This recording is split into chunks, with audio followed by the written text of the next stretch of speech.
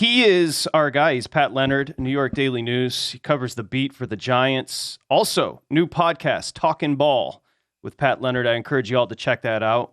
We'll plug it again at the end to make sure we get it in there. Pat Leonard joins us. Somehow you find yourself with a 5-1 team straight up, and for bettors, a 5-1 ATS football team. We talked to you before the season started. You didn't see this coming. Where are you at now with this team, Pat? Yeah, you're not kidding. I didn't see this coming. I'm still not shocked that the Jaguars are favored in this game because, frankly, the Giants, for half of these games in the first halves, they've played like the team we thought they were going to be before the season, where even with good coaching, the talent's not there compared to a lot of the other rosters they're playing. What I didn't account for, and I think what a lot of people didn't account for, was how well this team would be coached up mid-game to adjust on both sides of the ball to what they're seeing. Honestly, Brian Daboll, Mike Kafka, and Wink Martindale all the way through, they have a process that week in and week out is resulting in them dumping what's not working and adjusting. And frankly, in a league where parity is king right now and the margins are so slim, I see the Giants' coaching edge really making an enormous difference every week against teams like the Packers and the Ravens these last 2 weeks that prior to the season, I and most people, I think, didn't give them a chance against. Well, I mean, look, they've scored 40 points in the first half. They've scored 48 in the fourth quarter. I mean, which is remarkable, right? I mean, I don't know how that, I agree with you, Pat. I never saw this coming. I mean, when you look at the numbers, right, they average under 10 yards per reception, right? They average, I mean, they can run the ball. They average 5 yards a carry in the running game, but yet they give up 5.5. I mean, there's no numbers other than the critical numbers of the game. They're very good on third down defense. They're very good in the red zone. And when you're good in those two areas and the game doesn't get away from you and you don't make mistakes, you got a chance to win. I think it's been a great coaching job by all three coaches on that staff, no doubt. Yeah, and you look at Daniel Jones has fewer passing yards than Tua Tagovailoa does in 3.5 games. Daniel's played 6.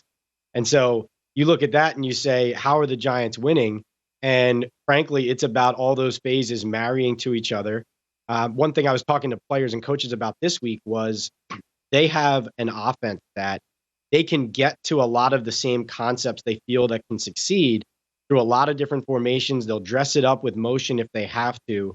But there's a lot that opposing defenses are not expecting.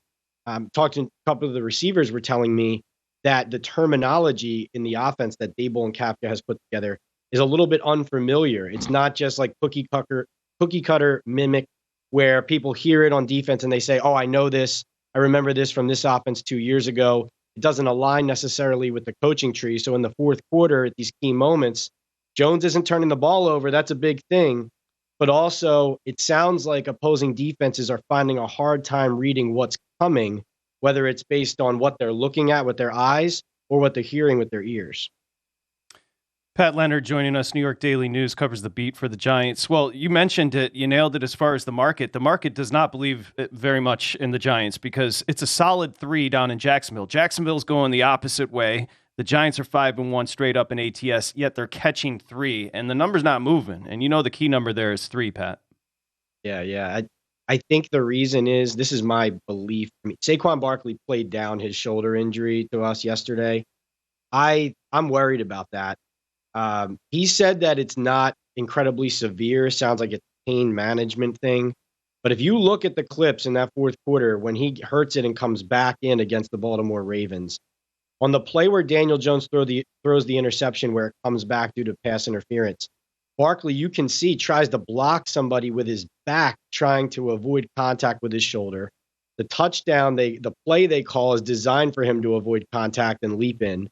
He actually shoves aside a teammate who starts celebrating and touching his shoulder. So I think the line, the odds makers, and the concern here is, first of all, going down to a stadium where I've talked to some players who just say Jacksonville's a weird place to play, weird things happen there. Almost feels like a high school stadium. It's just kind of you're out of your element. But the other thing is, I don't think Barkley's 100%.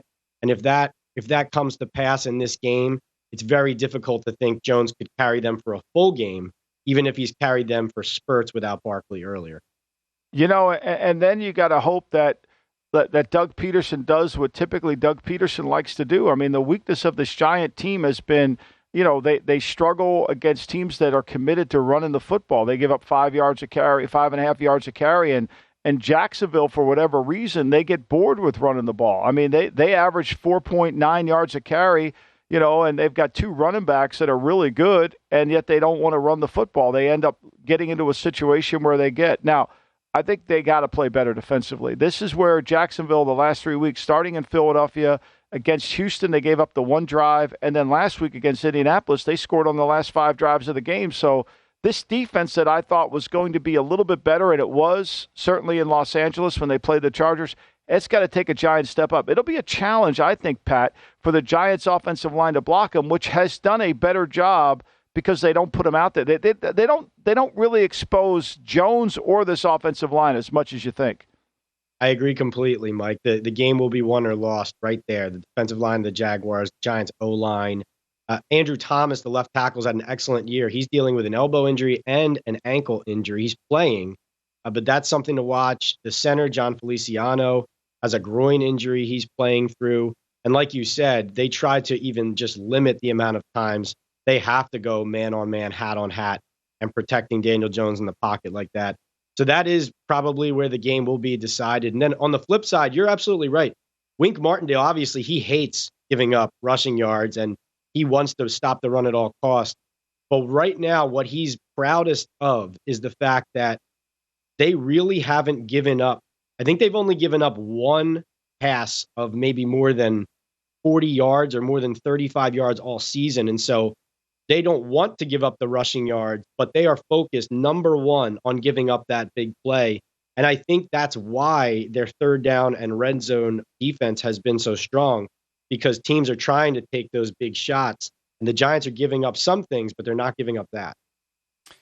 You've been around different cultures. They're covering the Giants. The kids say vibes, Pat Leonard. They say that, good vibes. It does feel like there is something here, just where sometimes momentum starts to build with what the culture is becoming, and that's what's happening with Daboll. Is it different than what you've experienced with other cultures there? Yeah, I mean, part of me thinks that this could have been what Joe Judge's program would have looked like with just a really good offensive coordinator, because I don't think Daboll and Judge are as different as people think they are, even if they profile differently publicly. They both come from the same tree and have the same kind of priorities of keeping games close into the fourth quarter, be fundamentally sound, that kind of thing. But, the vibes are high, frankly, because they won early and it reinforced what they were teaching them. That's what a lot of the coaches around here in recent years just didn't get. They didn't get positive reinforcement. They didn't win. The way Daboll went for 2 and won that game in Tennessee, it's hard to quantify how much that meant, not just in winning that game and getting people to buy in then, but then when they're in these moments down in the fourth quarters of these games against teams that look superior, where the stat book shows the other team is superior, that's what I see. And really from a technical standpoint too, they're making some subtle changes that have made huge differences. For example, Dexter Lawrence, he's having a monster season on their defensive line. And a key there is that Andre Patterson, their D-line coach, moved him to nose, and he plays directly over the center, and he's just dominating centers in the pass rush. And so, simple things like that, where they're saying, okay, listen, we've identified you're here. This is our guy. This is where you need to be in our scheme. That combination of technical coaching and then the kind of emotional lift of their early results, I think, is what you're seeing come to pass here.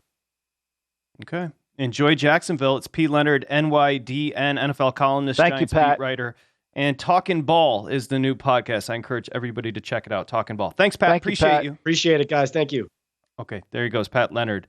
The vibes are high, Michael Lombardi. The vibes are high. Yeah. I like how he said that about Judge, though. I think it's so true. I mean, look, I've seen it happen all over the league. When you don't get one side of the ball fixed as a head coach, it ruins you. It really does. Visit VSiN.com to get current odds, listen for free, find showtimes, and download VSiN sports betting podcasts.